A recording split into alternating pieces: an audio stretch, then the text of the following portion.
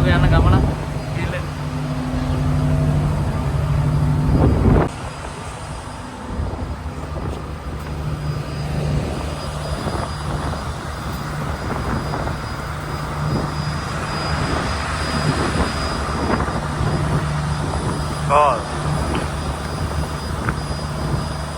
මේ ඇවිල්ලා ඩන්ලොප් එක මේකෙන් තමයි මොහොතේ අපි දූපත් හදනකොට වැලි ගහන්නේ.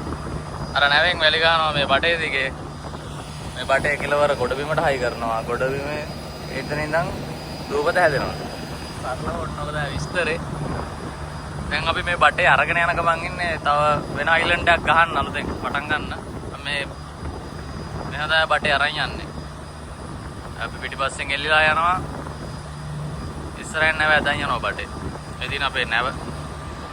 මම පෙන්නනවා වලට ටික. යන් වන්. නැව මෙදින අපේ ඇංකර් බෝට් එක. මේ බටේට දාලා තියච්ච ඇංකර් තියෙනවා බෝයා තියෙනවා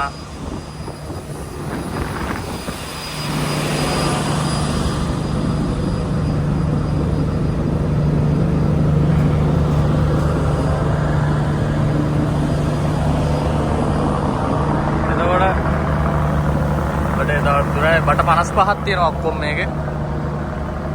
මේ ලයින් එකේ බට 55ක් තියෙනවා.